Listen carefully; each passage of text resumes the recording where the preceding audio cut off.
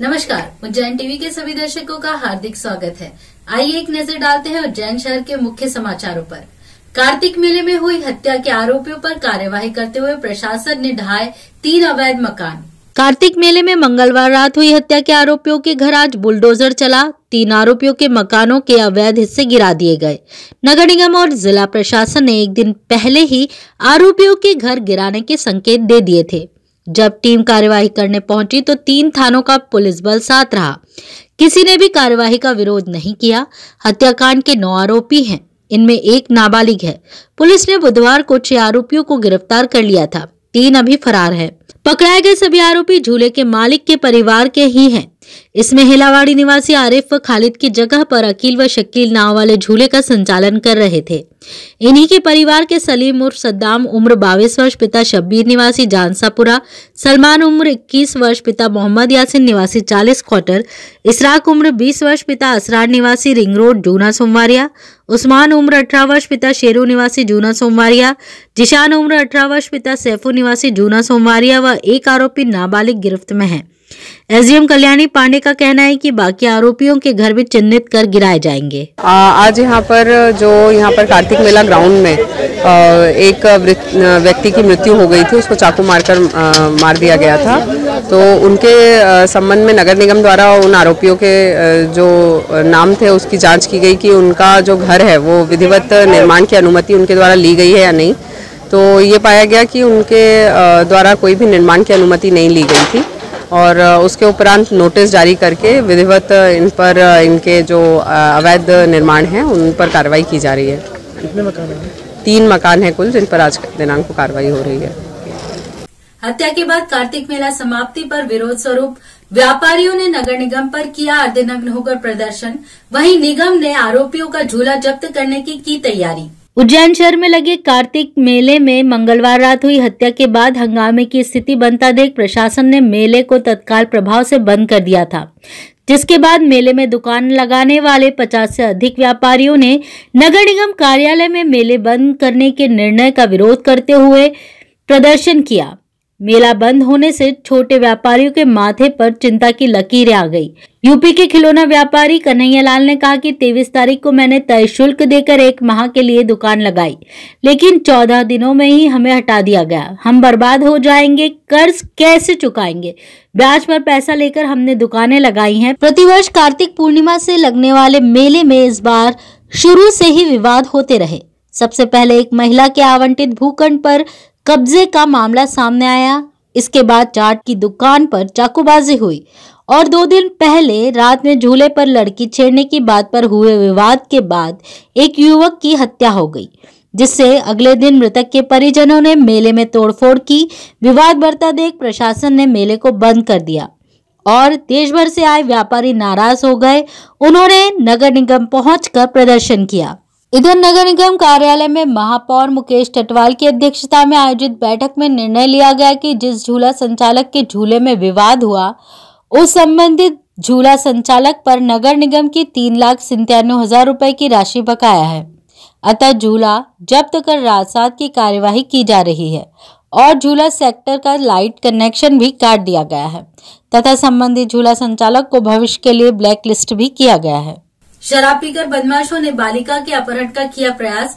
परिजनों द्वारा विरोध करने पर हथियारबंद बदमाशों ने किया हमला। थाना चिबनगंज क्षेत्र अंतर्गत पंचकोशी मार्ग तिरुपति गोल्ड कॉलोनी में रात्रि लगभग 11 बजे उसी क्षेत्र का निवासी आरोपी आशीष रघुवंशी एक अन्य युवक के साथ शराब पीकर वहां निवासरत प्रेम सिंह राठौर के घर के बाहर खड़े होकर अंदर कार्य कर रही उनकी पुत्री तृप्ति राठौर को बुरी नीयत से घूरने लगा। दोनों आरोपी घर के अंदर झांक रहे थे। जब बालिका ने घर में झांकने के लिए मना किया तो उन्होंने कहा, हम तुझे उठा लेंगे। इस पर तृप्ति के बड़े भाई कृष्णा से आरोपियों की कहासुनी हो गई। आशीष रघुवंशी वहां से जाने के पश्चात फिर अपने 10 से 15 हथियारबंद लोगों के साथ आया और घर में घुसकर पूरे परिवार पर हमला बोल दिया। जिसमें कृष्णा राठौर, हेमंत सिंह, तृप्ति और जितेंद्र सिंह घायल हो गए। धारदार हथियारों से किए गए हमले में तृप्ति को नाक पर चोट आई, वहीं मां कृष्णा राठौर को सर पर टाके आए हैं। पिता प्रेम सिंह को भी सर और हाथ पर चोट आई, जिसकी सूचना थाना चिमनगढ़ मंडी को दी गई, परंतु मां कृष्णा राठौर और ब्रजभान सिंह ने बताया कि थाना पुलिस द्वारा उचित कार्यवाही नहीं की गई। यहाँ पीछे रहता है आशीष रघुवंशी नाम का लड़का, पहले दारू पी के आया, गाली गलौज की। जब बस को भगाया कि यार लड़ाई झगड़ा मत कर, गाली गलौज मत कर, तो बदतमीजी पे उतर आया। बेटी के साथ बदतमीजी करने लगा, उसका हाथ पकड़ खींचने लगा कि इसको भी लेके जाऊंगा। और जब मना किया चला गया, बोले मेरे को भगाया कैसे, मैं अब भी आता हूँ। और फिर 25-30 लोगों को लेकर आया, बहुत सारे हथियारों के साथ, और हम सब लोगों को मारा, घर में घुस के भी मारा, घर के दरवाजे वगैरह सब तोड़ दिए। और लड़की को भी पत्थर मारा है, मेरे को यहाँ पत्थर मारा है और यहाँ हाथ पे पत्थर मारा है, मेरे बच्चों को, पति को, सबको मारा है। बच्ची की नाक की नस फट गई है, उसकी ब्लीडिंग बंद नहीं हो रही है, हॉस्पिटल में भर्ती भी नहीं किया है पुलिस वाले, और रिपोर्ट भी बड़ी मुश्किल से लिखी है हमारी। इसकी सूचना थाने को दी आपने? हाँ दी है, सारी सूचना दी है उनको। बहुत लड़ाई करने के बाद उन्होंने हमारी रिपोर्ट लिखी है वहाँ। मतलब रात को 11 बजे करीब की बात है।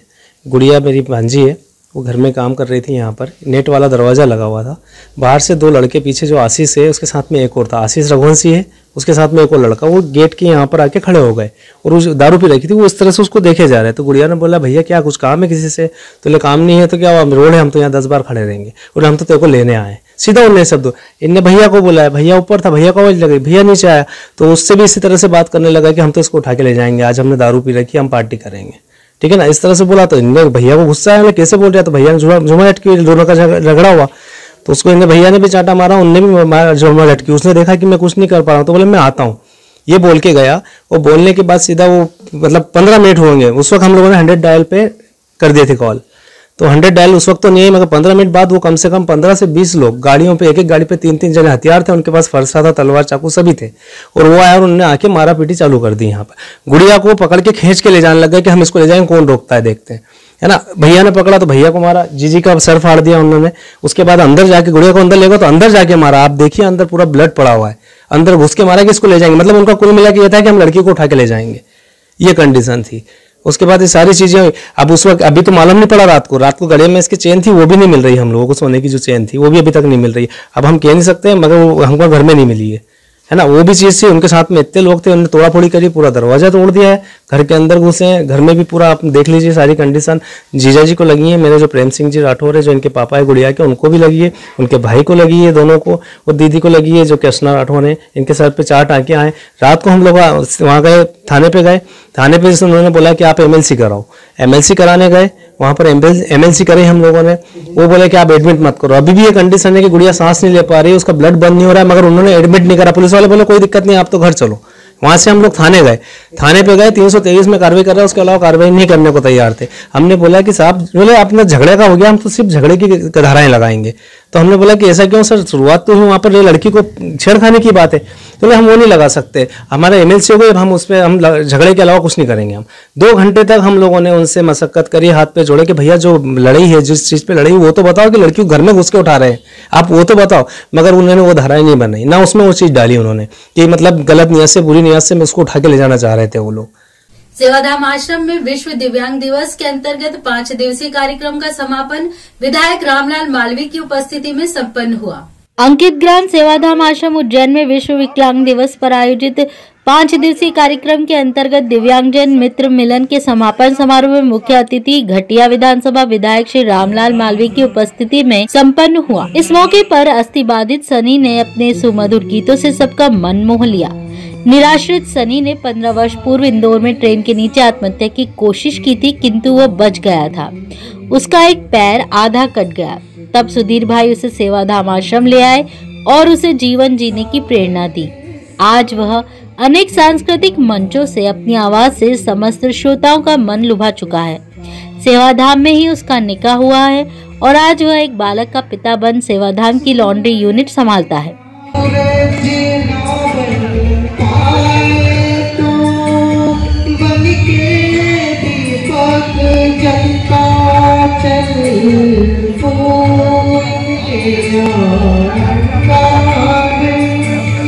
सच की राह पे चलता चल